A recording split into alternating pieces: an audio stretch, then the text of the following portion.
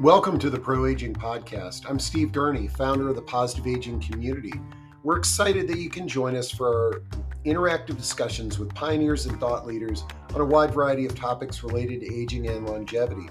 We're able to bring these discussions to you along with copies of the Positive Aging Sourcebook, thanks to the support of our Positive Aging Community champions.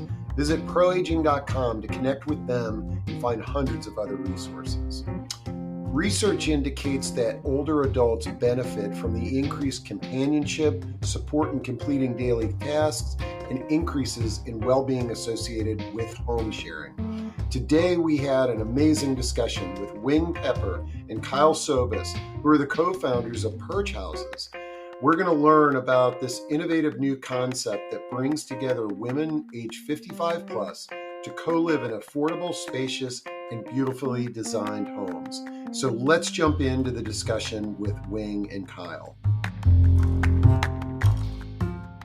Today, we are going to be diving into a new and innovative approach to home sharing. And I'm thrilled to have Wing and Kyle with us today, who have launched this new innovative company called Perch Houses.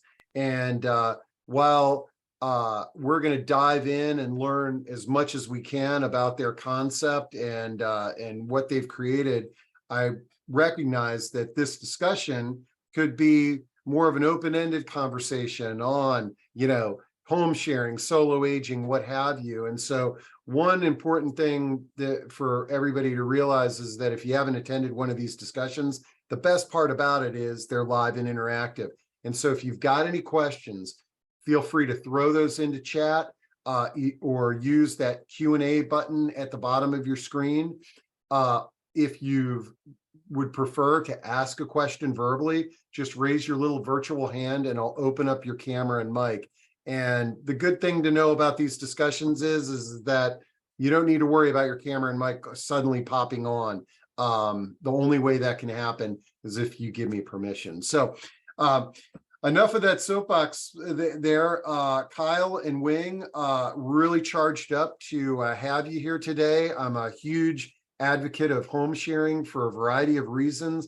And I was thrilled to learn about your new concept that is being launched in Northern Virginia, but hopefully will be nationwide before the blink of an eye, right? But let's before we dive into what Perch Houses is, let's get to know the two of you a little bit better. Tell us a little bit about your backgrounds and what brought you together on this concept. Sure. Well, thanks, Steve, for hosting, and thanks everyone for coming. We're excited to talk about Perch Houses. You've just mentioned something about going national. I will say our focus for some time, we hope, is on the DC, Maryland, Virginia area. Solving the problem locally is not as we all know, not a short-term thing. And so I think we do look to bigger, to growth around the country, but I think we're also set on spending some time here. Our background is Kyle and I both worked at a venture capital firm here in the district and between Baltimore and the district. And we come from a healthcare background. And my background is as an entrepreneur and a digital marketing executive. And about 4 years ago, I became the primary caregiver for my now 84-year-old mother, and began to really look at the market of how people are aging at home. What are the good parts about that? What are the hard parts about that? And I also began to look at the different options people had in different economic strata. And as I was looking at this, I got together with Kyle, and he and I spent about 8 months researching the market, and we went to market for the first time in late April, early May, and I'll let Kyle introduce himself. Thanks, Wing. And thanks, Steve, for inviting us to join this forum and for all of your interest and enthusiasm for what we're doing. We do really appreciate that. Thank you also to everybody who joined. We're really looking forward to a back and forth discussion today. like Wing said, I'm Kyle Sobus. I'm a registered nurse by background, and I've worked in the field of population health for some time. And prior to starting this business with Wing, Wing mentioned his own caregiving experience. I also have had some personal experiences and been positively impacted by different co-living and house sharing experiences, and from a number of different perspectives. And so, we're really excited for Perch houses, for what we're building, for doing this in the DC, Maryland, Virginia area. And just really looking forward to the discussion today. So I hope you all find it as and I know as we do. These guys know that I'm really enthusiastic about what they're doing, and so I'm thrilled that it works, and I look to this someday as something that is in every community, because as I'm sure you discovered when you started doing the research, you wouldn't have launched this. As I've discovered is that there is just not enough affordable housing out there. And then the other phenomena that we are that I've really was a blind spot to me is the concept of solo aging, and just how many people are out there that are not necessarily connected to family or loved ones. And it could be that they've got a big family, but they're just not where they're living right now. And so I was thrilled to sort of learn about this approach, because I think it addresses two very important needs. One of the things that you all shared with me was a video, and I'm feeling like let's play this video to kick this off, because I think it's well done and it'll explain the business model that you all have created, and then we can have a conversation from there. So let me go back to sharing my screen, and then I will hit play. Welcome to Perch Houses. We believe an affordable place to live in a great location surrounded by nice people isn't too much to ask for. That's why we started Perch Houses. We're a new type of home sharing service that provides affordable co-living for women 55 plus in spacious residential houses right in the heart of our vibrant communities. We acquire beautiful homes in desirable neighborhoods and lease individual bedrooms to renters like you. Each house comes with a great kitchen, common area, storage, outdoor landscaping, and cleaning service, all included. The best part is you can get matched with other women like you or organize your own Perch house. The choice is yours. All this for about 25% less than a standard one-bedroom apartment. If you want to live in a great house, lower your monthly rent, have the support of friends, and be a part of a growing community, see what's possible at perchhouses.com.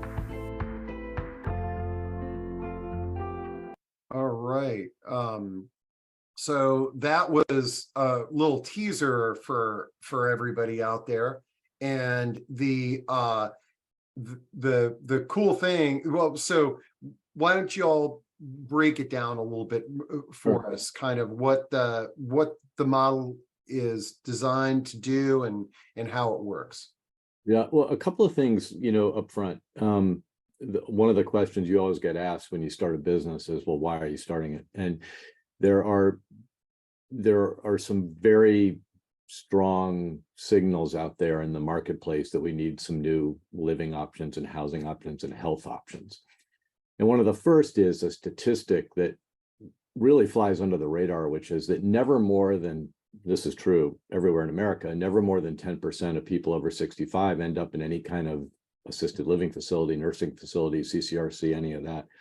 So these options that are out there that we think of as being standard places where people go, they are great options. They tend to be more expensive, and they're oddly not for everybody. Like the people that end up there tends to be a fairly small group when you look at the overall population. And the other thing is that the rising rents the last 10, 15 years have been extreme, especially in urban areas like where we all live. And you put those two things together, coupled with a financial crisis, 2008, 2009, which has had a real lingering effect on society. And now we're in a place where the next 10, 20, 30 years for all of us look different, you know? And as we looked at that, we were like, okay, how do you find a way so that people can stay where they want to stay? They don't have to move away. They don't have to move to some different place. They can stay where, close to their family, close to their friends, as you mentioned. But how can you also live in a great house? And how can you also not be isolated? And that we looked at all three of those vectors to start the conversation. And that's where we came up with this phrase we use it internally, but we call ourselves a healthcare company on a real estate platform, because we think that having an affordable place to live and having a strong, intentional set of community bonds, not just with friends in a house, but also in the community, those are the foundations of health.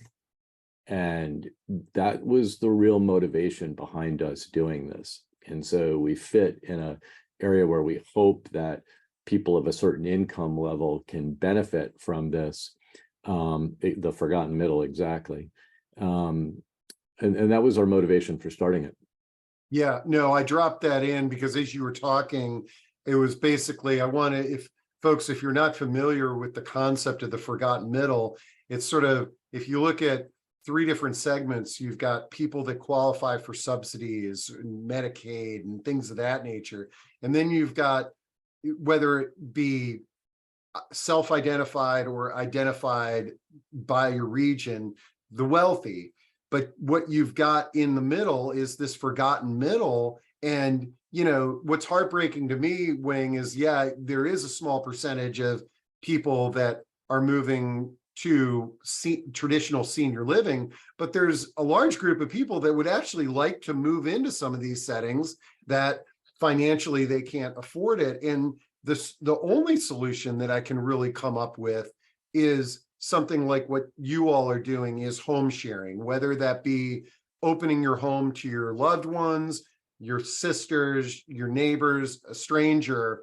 And nobody that I've run across is sort of taking the management approach like you all are, which is very intriguing and gets me pretty charged up. Okay, I knew we were going to already get a bunch of questions, okay, which I think is going to be good in terms of driving this conversation. But somebody is asking, what is the referral process? How do you assess potential residents for healthy cognitive needs, or will you only consider healthy adults? Yep, great question. So the group that we're focused on primarily is roughly about 55 to roughly about 75. So we're not dealing with advanced health issues in general, although we're all aware that at any moment anything can happen. Whoops. Sorry, go ahead. Oh, your mic blacked out for a moment. Oh, sorry. Well, so two ways we're addressing the question. The first is, how do we bring people together? How do we match people? And the answer to that is, we have, on our website, we have what's called a personality quiz. And we actually ask fairly detailed questions to help people, to try to take about 80% of the challenge of people living together. So we try to match people who are of like mind so that they have a positive living experience. The second part of your question is trickier and really important, which is, what happens if somebody gets sick? I see the question there, does the contract stipulate when a resident suddenly gets sick? And to be honest with you, we're learning the impact of that. We don't have a set policy. If you get sick, you have to leave. What we try to do is understand how to take care of you, find out what you need, and also understand the dynamics of care in a co-living environment, right? So that's also important as well, because you have to, if a caregiver has to come live in the house, you have other people living in the house. One of the things we talk a lot about is, if it gets to a point where someone's able to care for themselves, or if they're dementia worries or things like that, is taking an active role in the transition to a different environment that's more healthy and more safe for them, and with more oversight. And so that's really the way we do it. On the way in, we try to match people. And if there's a reason for people to move out for some kind of health reason, we try to facilitate the transition. I love it. And Ernestine asks, is this kind of like moving together like the Golden Girls? And yeah, I'd say yes and no, Ernestine. I think people talk about the Golden Girls a lot. I haven't watched the show in a long time, but weren't they all sisters, or they were all I believe they were all related. They weren't. So it brings up an interesting point, because no, in our houses typically people are not all going to be related, but Wing mentioned and the video mentioned that you can either come to us and we will work to match you with people that we think are going to be most compatible with you, that you're going to really enjoy living with and hopefully develop that kind of bond with. Or you can come to us and say, hey, we've got a group of people that have been talking about doing this for a long time, and now we sort of have a way to do this together, and we'll help you find a place. Yeah. And then I think there might even be another option. I see Retta has a question. She says, I own a house, I'm female, how can I put my house in the program or qualify for it? And Retta, I would reach out to these folks, but also, there are, with everything, there are, and traditionally, the thing that's intrigued me about what Perch Houses is doing is that there are folks that are out there that are home sharing, and they're just doing it on their own. It's sort of like their friend, their sister, they come together and they figure it all out on their own.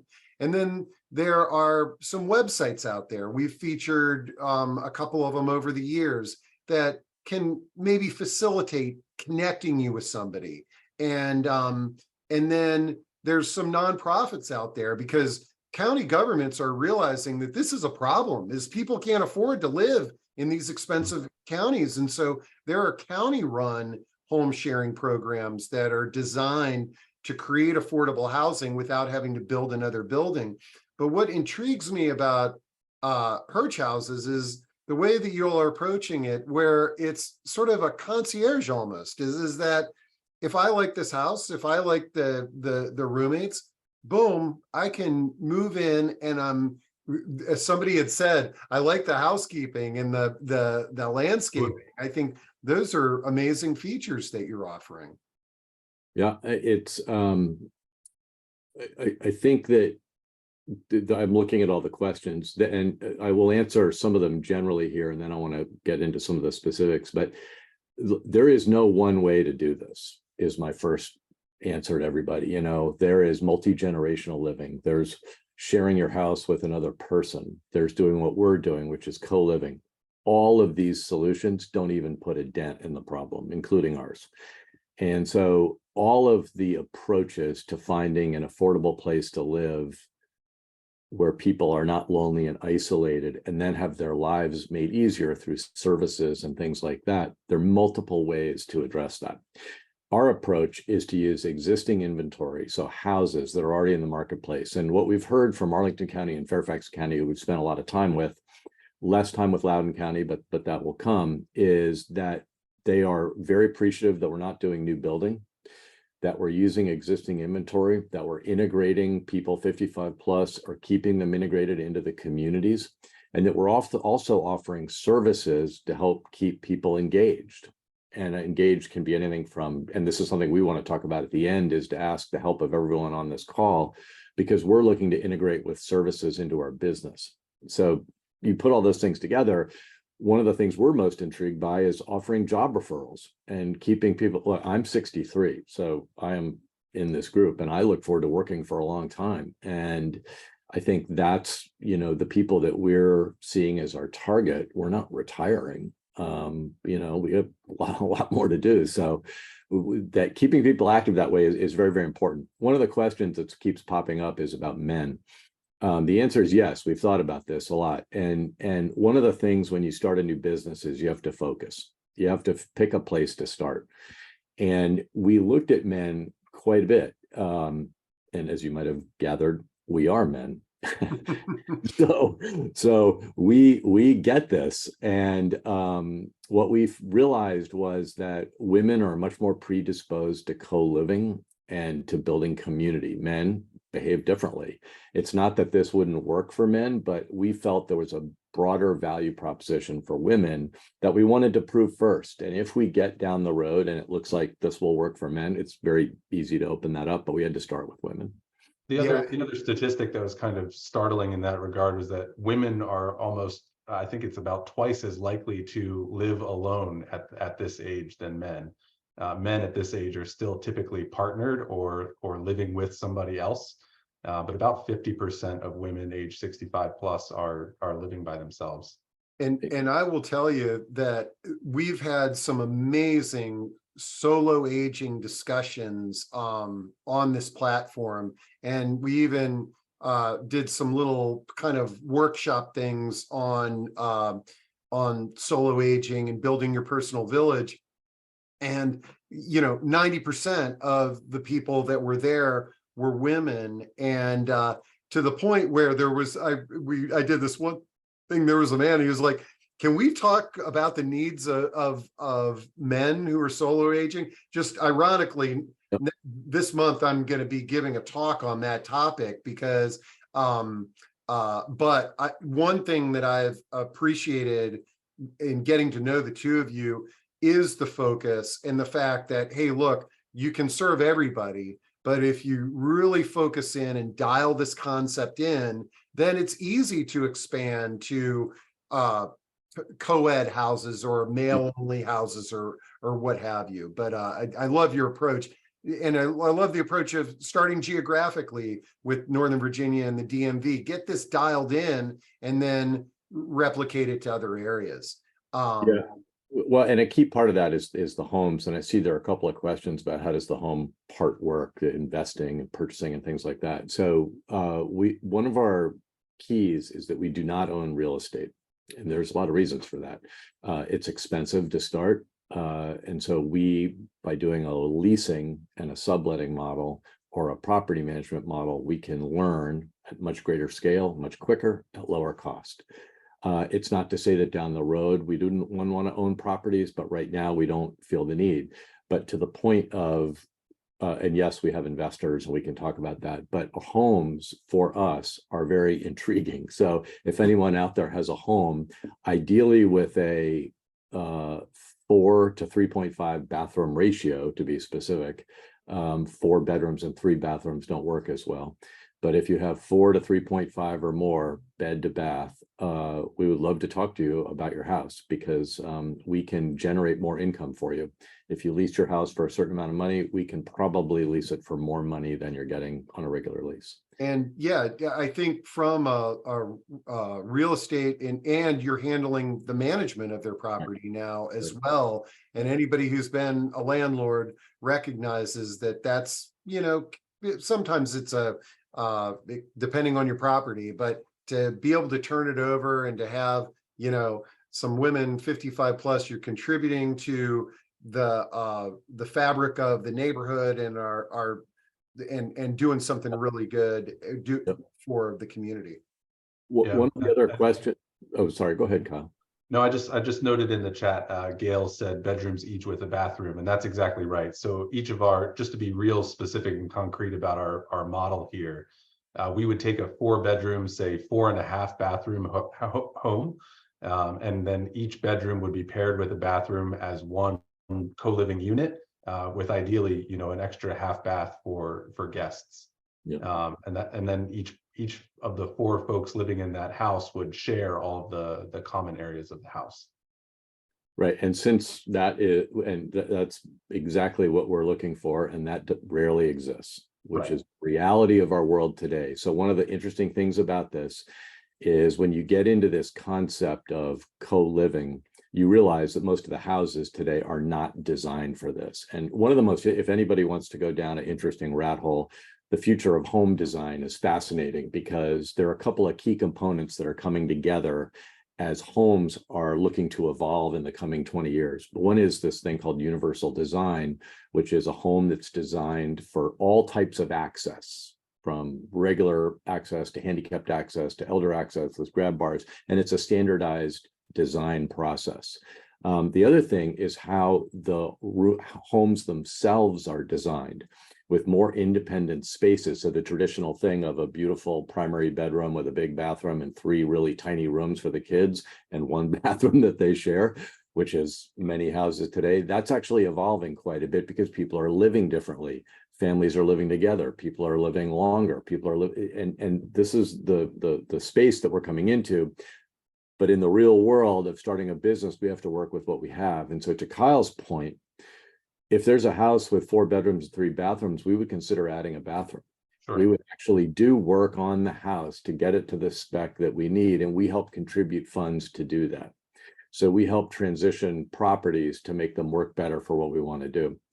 One of the questions that I also want to answer, which was back a little bit, that Renee asked, but it's a really important one, is about the operating of the house. Like how does the house work after we do this? And I want to make, this is really important point. We are not managing what happens in the house. We take care of the house. We're there to provide services and kind of provide white glove treatment for anything that people need. But these are independent people like all of us living together, and they cook the way they want to cook. They socialize the way they want to socialize. It's your house. Your house, exactly. And so the way we create that environment is through something very specific called a community plan. And what we do is when we rent the house, we have a document. It's like 5 pages long, and we sit down with every resident together and we say, okay, here's your template. And we've covered a lot of things here, but this is really up to you to shape and to make it work for you and your house and your sensibilities and your values.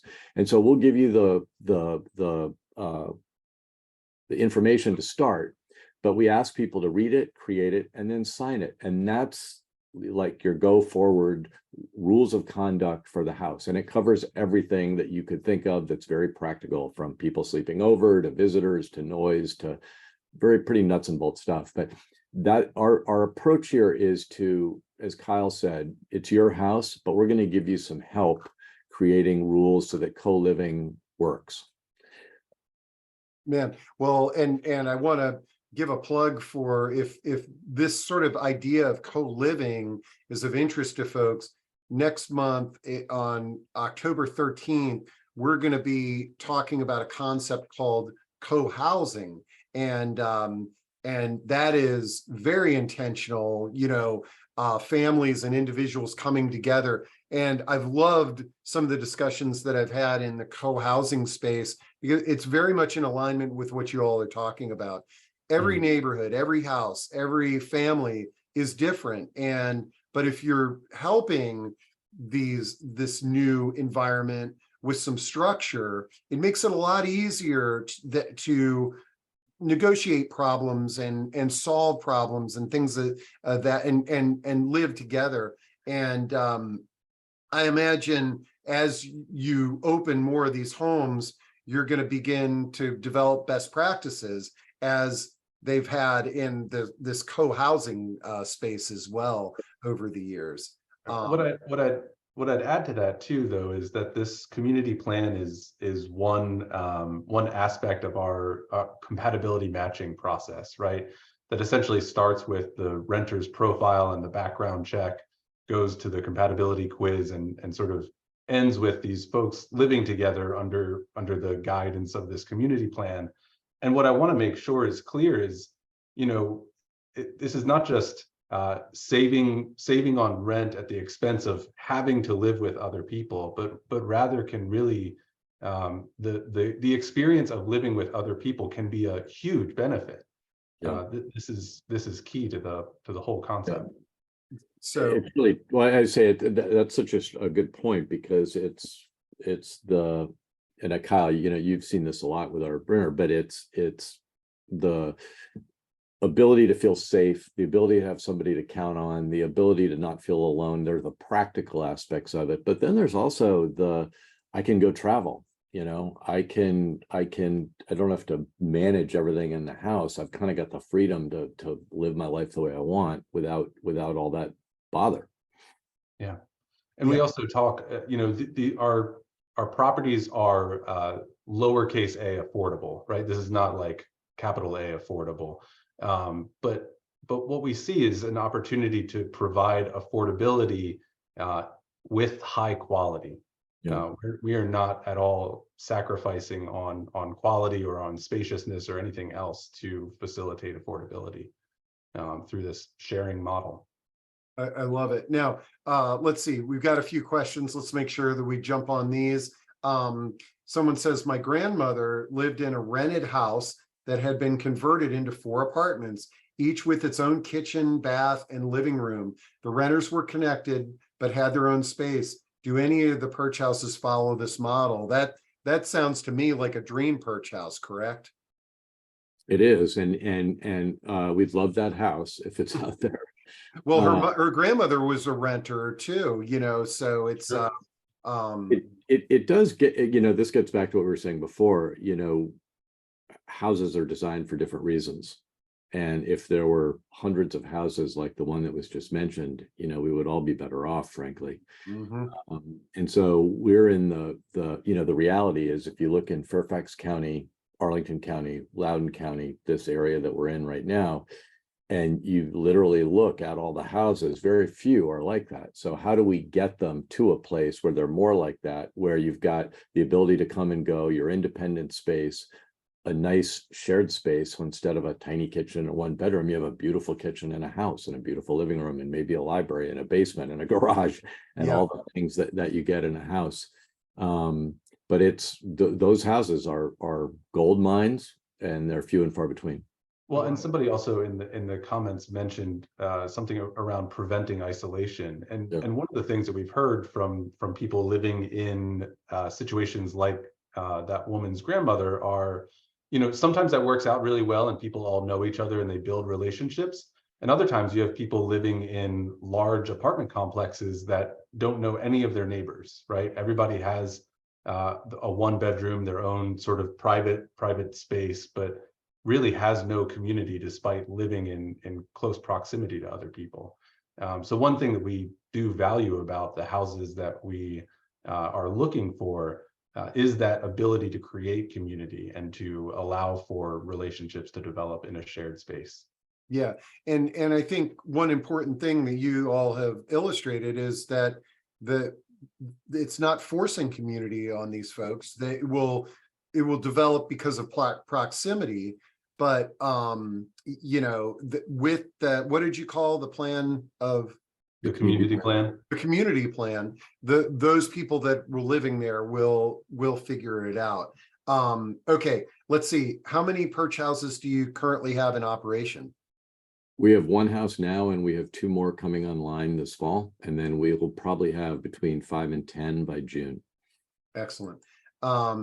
And let's see, that house that I was talking about, it was in Front Royal, for apartment, a multi-family there.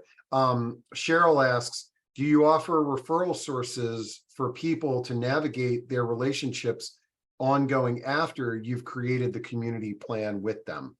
This is a great issue. This is we call it conflict resolution. And so imagine you're living in a house with 3 other people, and 6 months from now you start to have a personal issue with somebody, or there's all the things that can happen with human beings.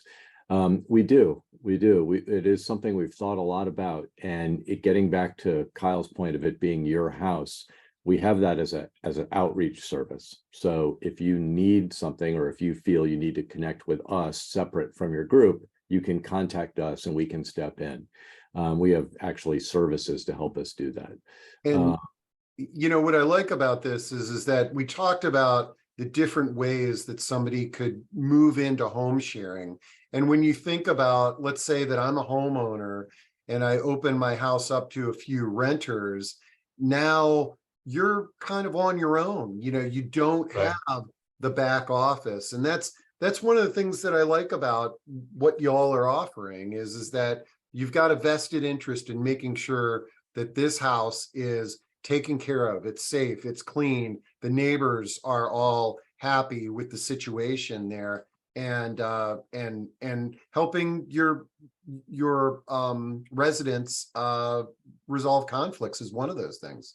Yeah, I want to. I see Margie's comment here about $6,000 per month for her mother, and that is a common type of number we hear. And so I don't think we've mentioned. So our rents per person are about, give or take, about $1,200 to about $1,700 a month. It depends on the house. It depends on a variety of things. But in the that DC metro market. the DC metro market, right? On top of that, we have what's called a community fee, which is about $200 a month, and everybody pays that. So what is that? It's your utilities amortized over the house by 4 people, plus landscaping, maid service, TV, Wi-Fi, renter's insurance, a security service. So all those things would actually cost more if you were in a 1-bedroom, you were trying to do them all yourself. And what we do is split those costs. Sometimes it's about $200, it can be a little bit less. And we also make that a little opt-in for the people. So for example, some people don't want to pay for live TV. They just want to stream Netflix. Great, no problem. So by offering a menu of services in this community fee, we lower all the ancillary costs by spreading them out. But our monthly rents are between $1,200 and about $1,700. Which, because I've got a member of my family that was just going out and renting 1-bedroom apartments in Northern Virginia. That's definitely below the market rate. So that's attractive.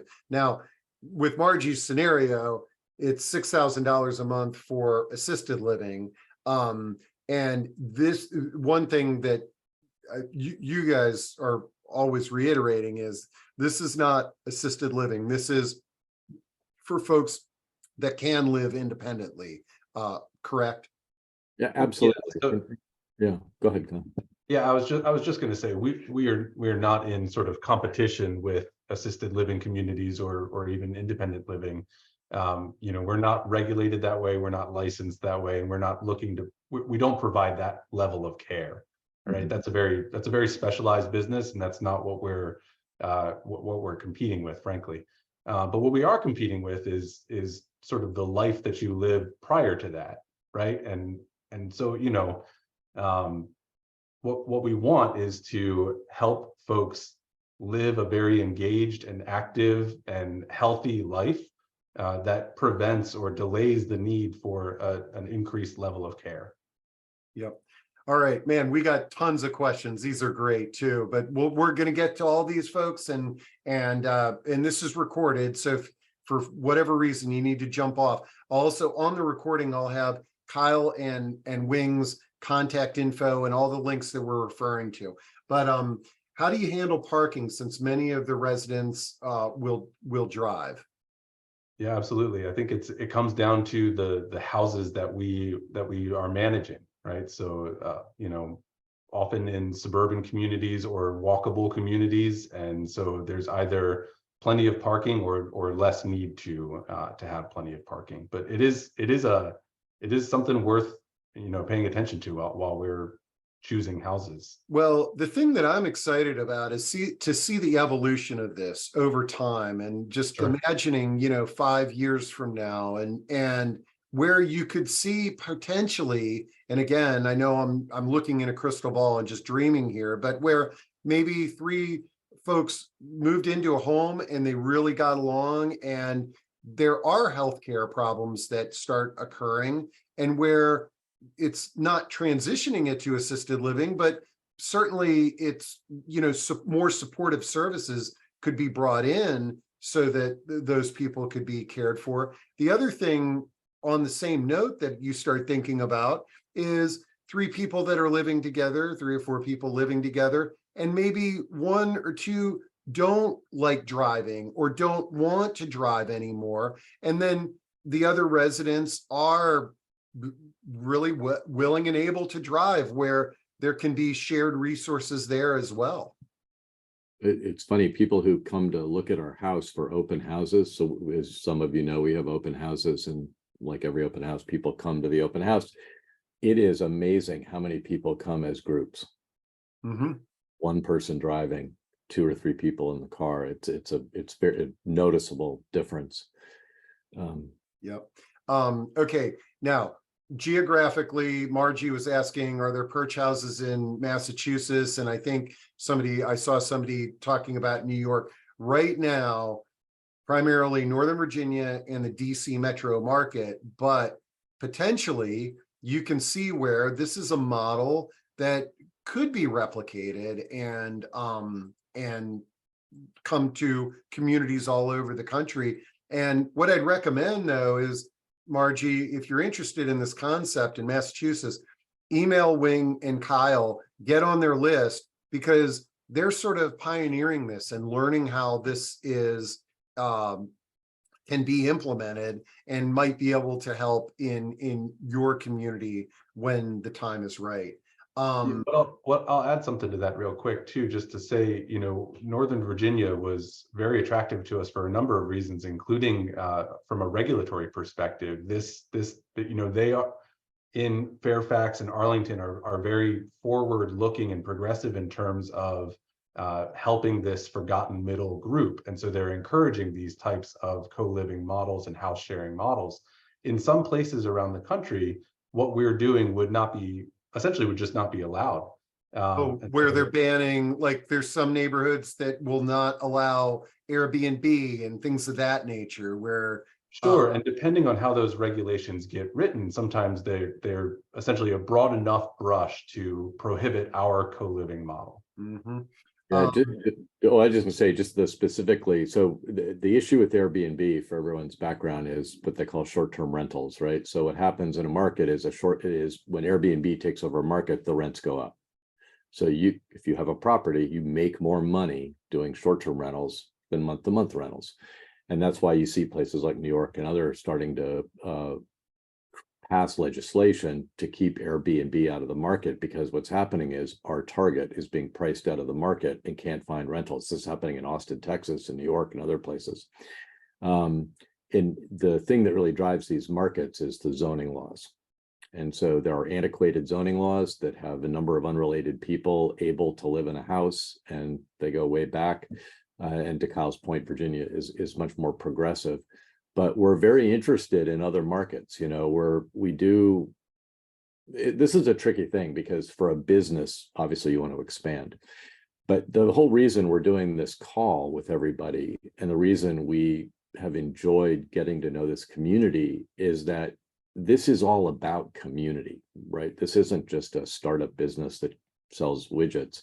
And what we're really intrigued by is, over the next couple of years, is building this out in Northern Virginia to really understand all the dynamics that make this work. And so to go to another market for a business like ours is more considered than it might be for others, because there's so many ancillary services and people and community groups and government support systems that make this work. And so it's all about where people live. I mean, it's an incredibly important decision, and it's worth us taking time to get it right. Yeah.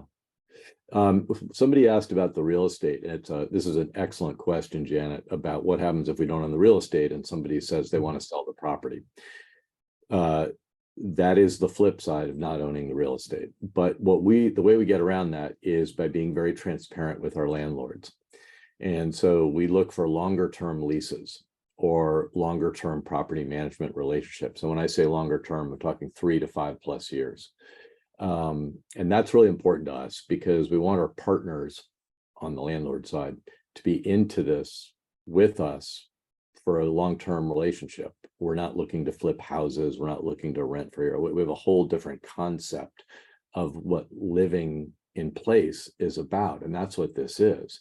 Mm-hmm. And so we've gotten a lot of inquiries from people who are like, I want to come for 6 months or a year, but we've also heard from a lot of people, I want to spend 3 to 5 years. I don't want to move again, Right. And then you all are being transparent to your residents in letting them know, hey, this home here, we've got a 5 to 6 year agreement, that if there is a change, that gives those folks time. And more than likely, if they enjoy that, you're going to be able to help transition them to another Perch house, Yeah. And I as we grow, and as we, I would just say, to give you an example, the situation around the rent for our first house will be very different from the second and third house because we're in the marketplace, we have a reputation, and now landlords are willing to take a different view of working with us over time. Like any startup business, you have to build your reputation. But I think our value proposition to property owners is long-term income. And Catherine asks, what is the formula for charging the rent? How do you come up with that?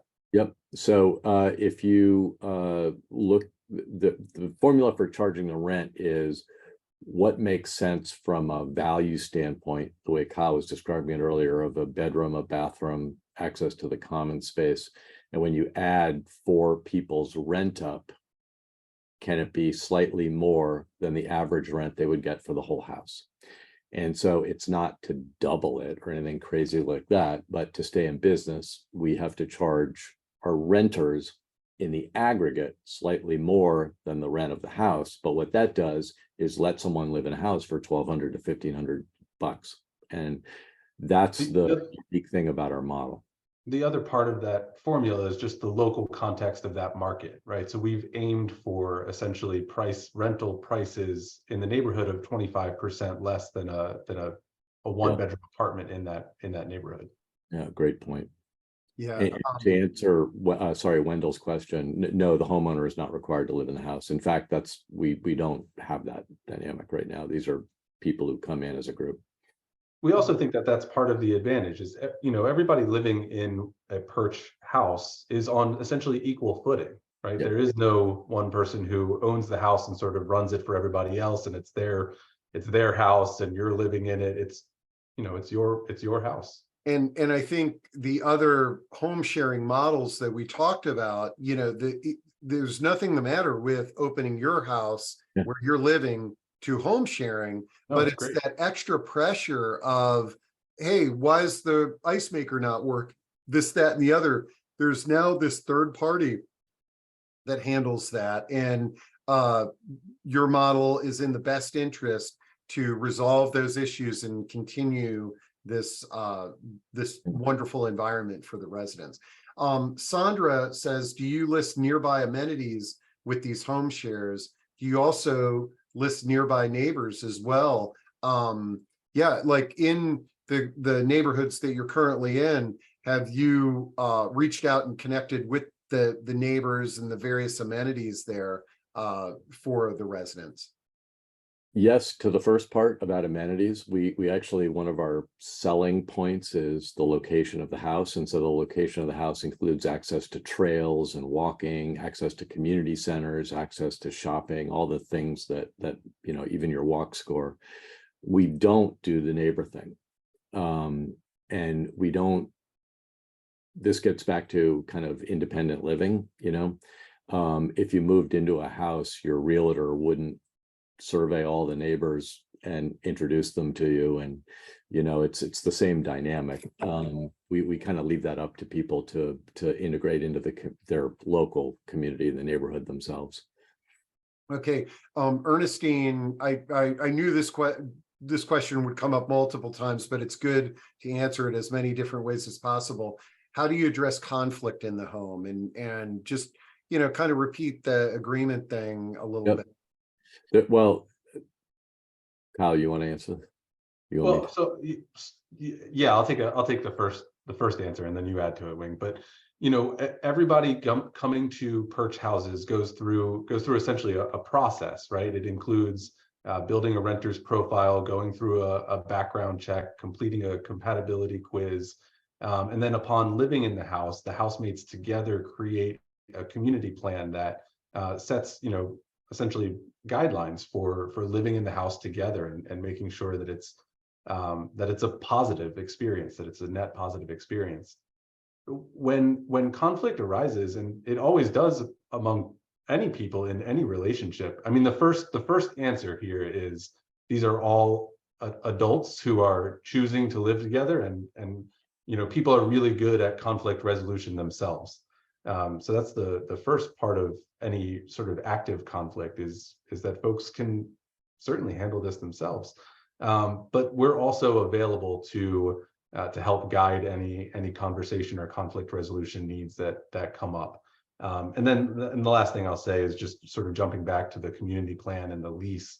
There are a lot of situations, common situations, things that we get questions about, like what if X person is having Y person over 5 nights a week and it's been going on for months and they're basically living together now, right? And so like things like that are dealt with in the lease and in the community plan, and have specific guidance associated with them.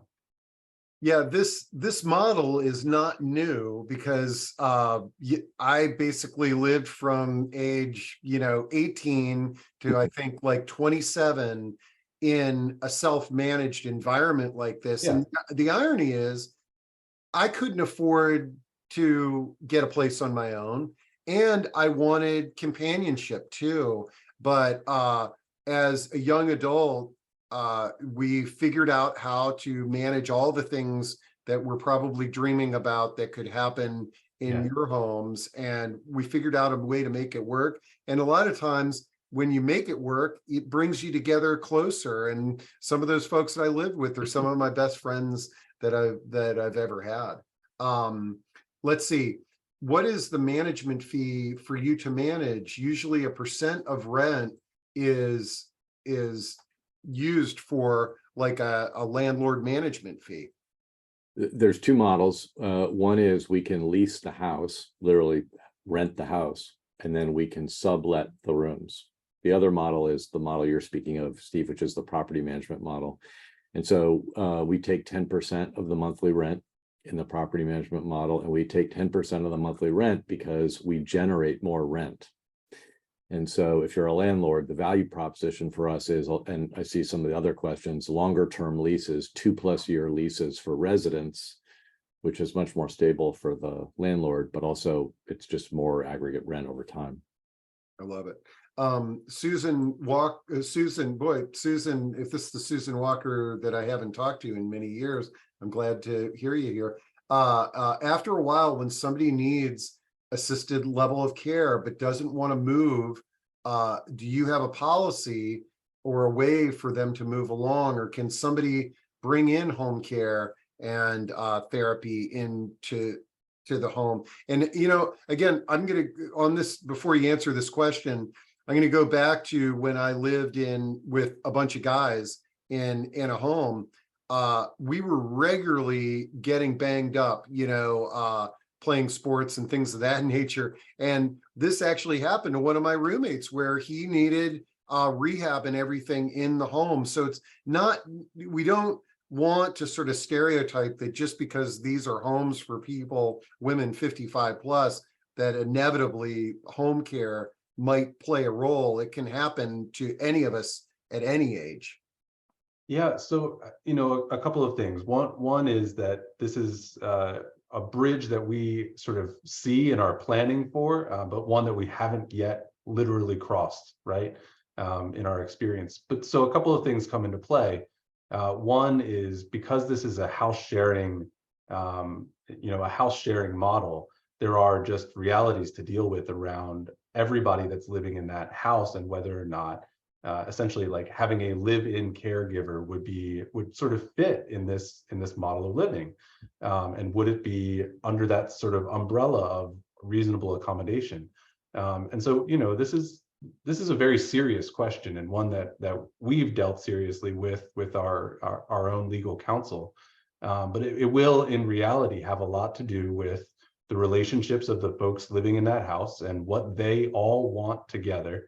And also the reality of that house and whether or not having 24/7 caregiving, if that's the situation and the need, is feasible in that environment.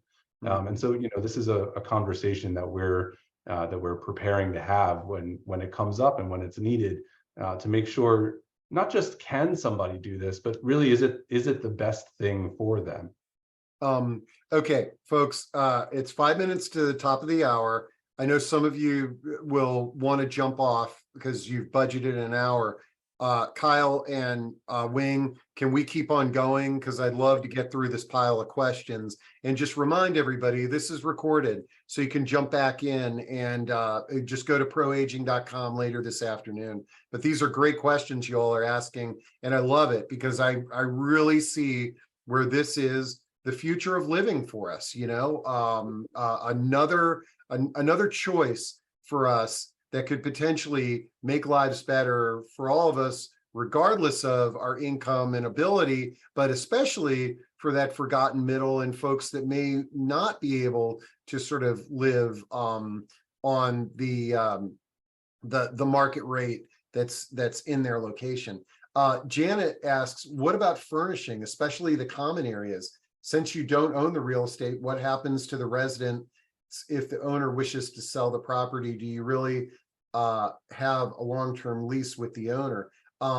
Well, I think we've addressed the second two parts of that, but I am curious about the furnishings and that question.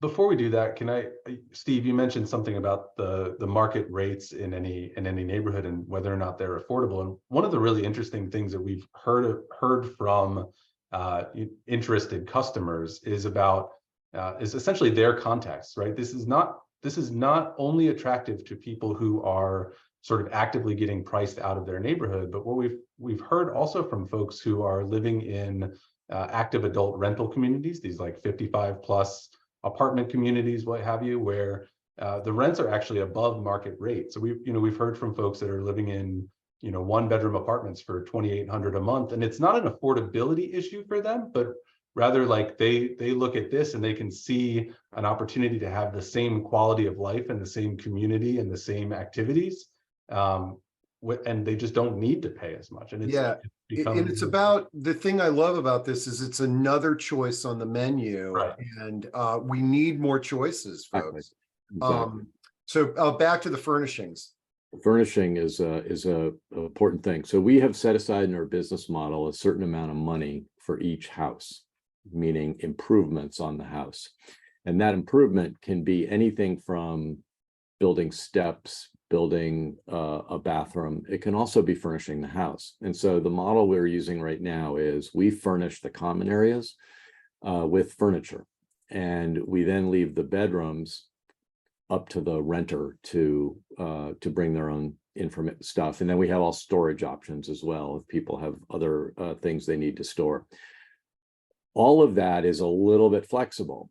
If we had people who wanted to move into a house and they said, we've got all the furniture, we wouldn't do it. We would do the repairs that are necessary for that group. But, right now with the model is, we were happy to furnish the common areas. We put plates in the kitchen, we do things like that. We put cleaning supplies in, but we also leave it up to the renter. And I think as we learn over time, the right model will evolve.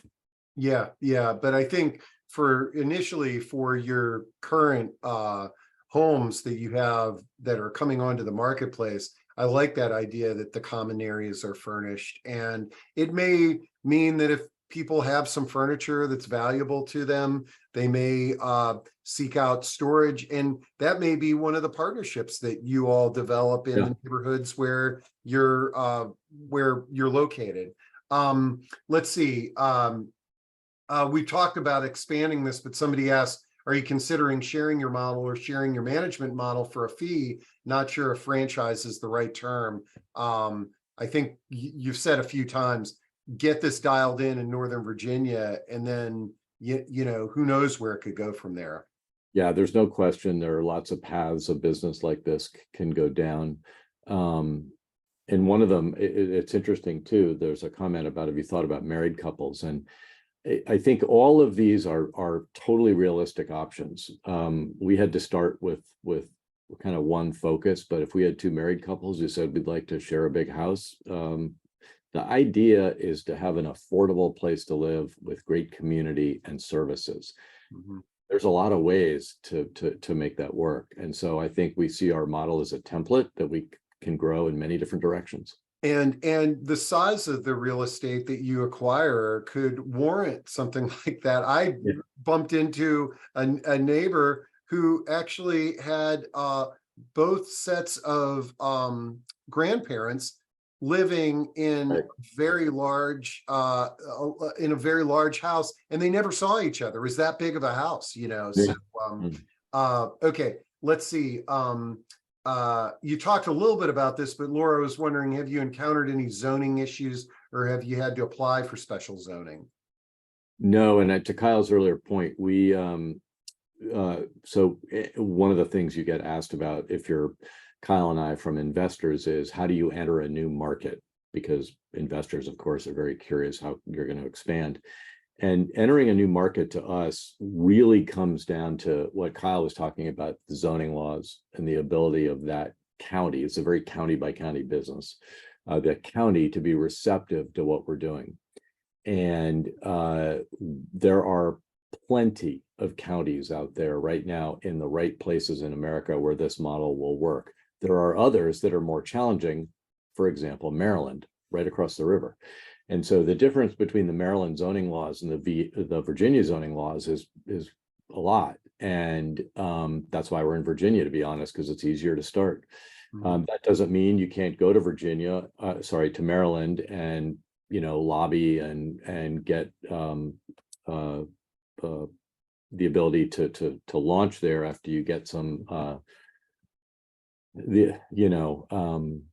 people to agree, waivers, pardon me, long week. But once you get waivers, that process takes a while. So this is a model I think that will catch on, as the economic realities start to become more clear, as the population starts to grow. And as people get priced out of the market more and more, this is a logical way for it to go. And it really makes those zoning laws that were created for, I hate to say it, Steve, young people like you living together in group houses, like we all did, it makes those just archaic. Okay, Patricia says, do you work with specific real estate agencies to find the houses, or do you search out the properties yourself? We get a lot of Zillow alerts. I'll say that. We would like to work with realtors. We would like to be much more plugged into the realtor community, but right now we're being pretty scrappy. Okay, I love it. And somebody mentioned that Airbnb definitely increased prices in Naples, Florida. And they said that there's a huge need down there for something like this. Somebody asked about the average length of a lease for residents. I guess you've got your first property. What are the lease lengths? A typical lease length is going to be 12 months for us, and then renewals ongoing from there. And on the renter side. Yeah. Right. And we've heard from folks. I think Wing mentioned earlier. They want to live 3 to 5 years in the same place. They don't want to keep moving around. So we look for this to be a place where people can live together and build those relationships and do not have a lot of churn and transitions. And Shonda is recommending these senior real estate specialists and the realtors that specialize in realtors. Those could with older adults could be a double whammy in terms of helping you find properties, but also giving their clients an alternative to the traditional options if that's not something that's attracted to them. Shauna also is asking, how do you provide storage for everyone? And I guess that's going to be specific on the home. Like if there's a home that has a big unfinished basement, it's got a built-in storage unit. This is a key thing. And I'm going to be really honest. There's two parts of this, and they're both very important. And one is the emotional part, downsizing, the concept of downsizing and the stigma with downsizing, which is something we really spend a lot of time thinking about, and it's frankly a big issue for how we all think about this phase of our life and how we look at something like this, right? And it's no surprise that it's possible to think of moving into a house shared with other people as less attractive option than living in a nice house. But to Kyle's earlier point, it can actually be fantastic because you have a different kind of experience, but our culture isn't set up that way. So the downsizing, or the emotional aspects of downsizing are one piece of the storage question, believe it or not.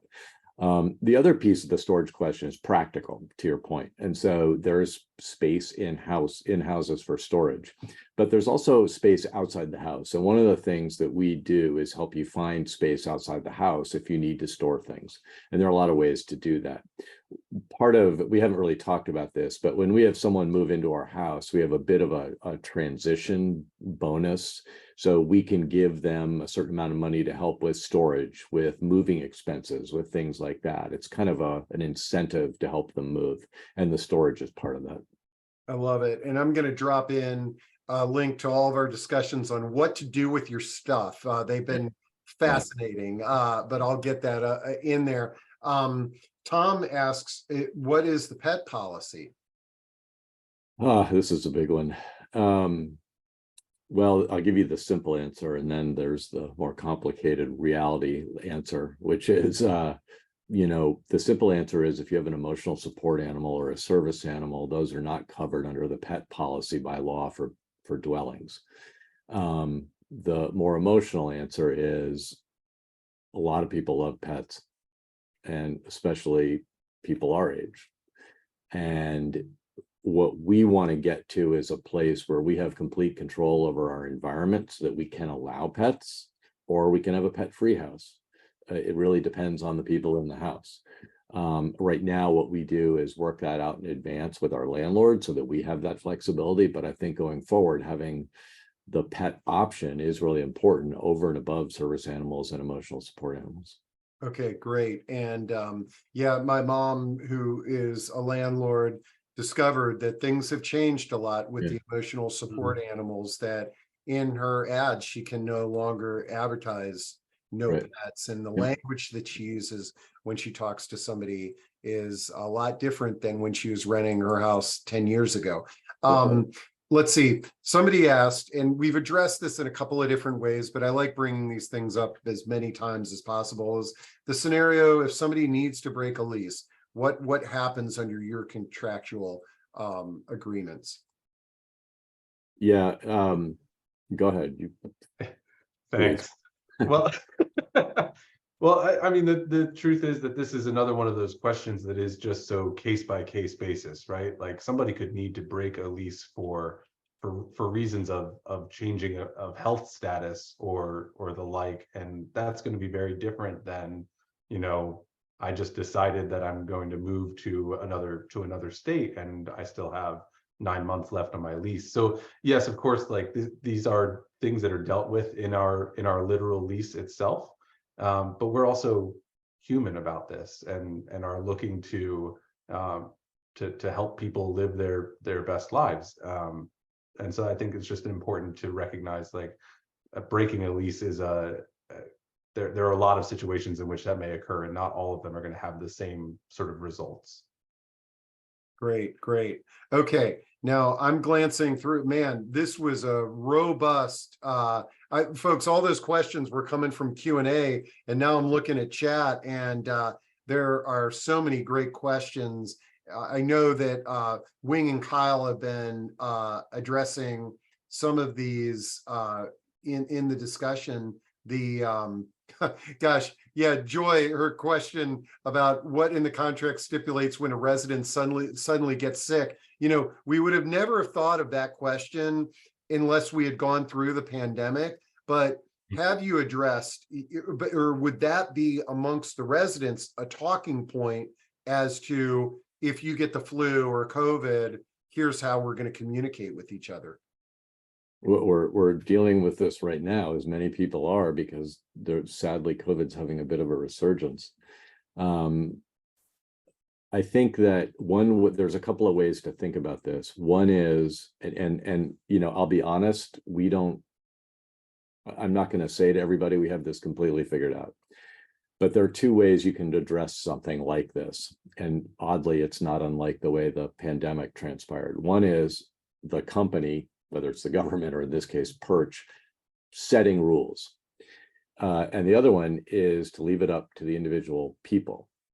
And I think we're kind of in the middle. of trying to offer some structure, but also leaving it up to the individual renters how they want to manage the house. And this is a great topic to be covered in the community plan.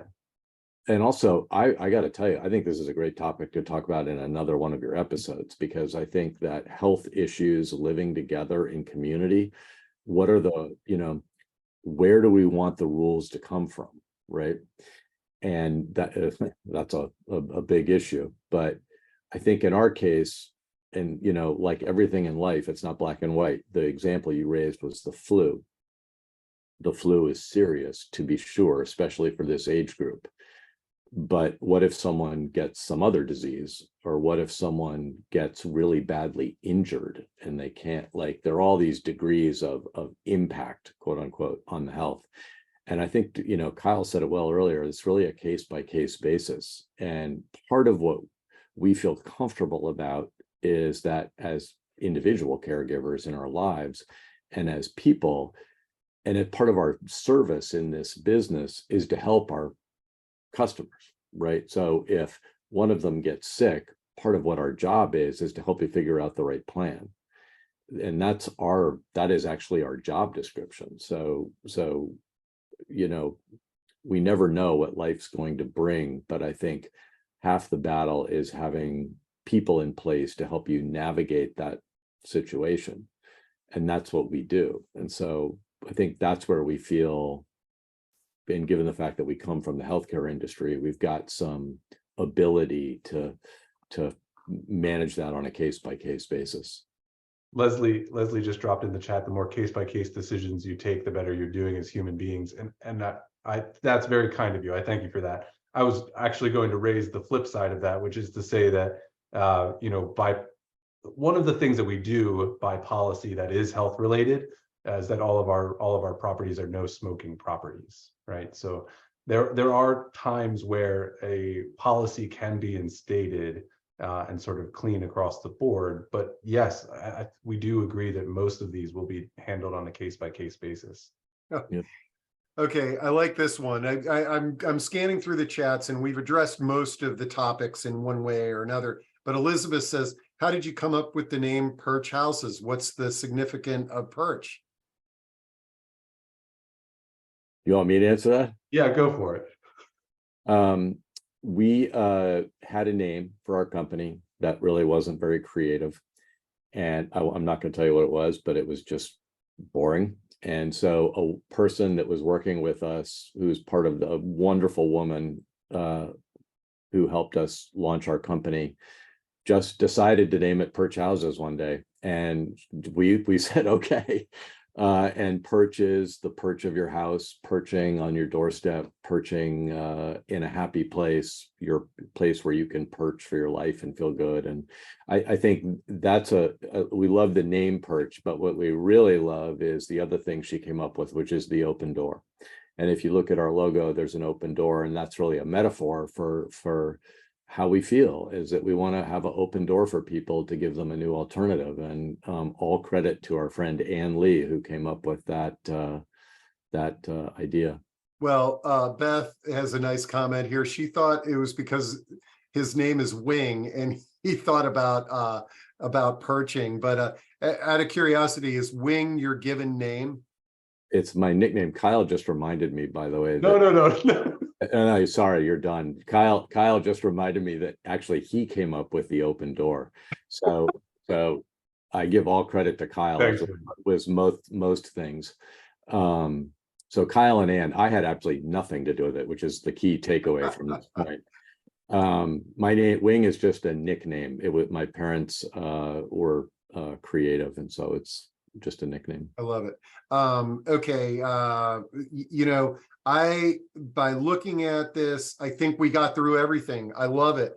And that I can always tell when we've got an engaged hot topic is because we go over an hour, and did an hour and 16 on this. And so one of the things that I'd love to do with y'all is do some brainstorming on how maybe we can carry this conversation. I could see like a community developing where the topic is just home sharing in general, where hey, yes, Perch houses is an alternative, but there's so many good questions in here in terms of how to share a home and live with other people and find communities and things of that nature. I think that this is definitely could warrant further discussions, but also I'm really eager to do some check-ins with y'all as more homes develop and learning Absolutely. about the best practices and the challenges that you all are faced in building this. Absolutely, and we look forward to that. And I think one place to also sort of continue this discussion, we are somewhat active on Instagram under Perch Houses, and so I definitely encourage you to come, find our page, follow us there, and Facebook. and just communicate with us there. Yeah, and I will make sure all those links are on the recordings as well. One last thing, and I don't know if anyone's still on, but if they are, we are very intrigued by potential partnerships and services, building off what you just said, Steve, that we can offer our renters. And so we'd love to talk to anybody who has a service aimed at this community that we potentially could partner with. I love it. All right, guys. So in closing, thanks so much, Perch. My wheels are spinning, thinking of the clients who might want to consider this concept. One is a mobility handicap, but I think I could work with her too. So I'm always excited when our conversations inspire people to get the wheels turning. I mean, that's really what I'm trying to do here, folks. So thanks, Wing and Kyle, and thanks to those of you left in the audience for all these great questions. I'll get this up ASAP and spread the news, because I really think that this could be a great solution for a lot of people. Thanks, everybody. You bet. Steve, thanks again. Thanks for hosting us. Really appreciate it. You bet.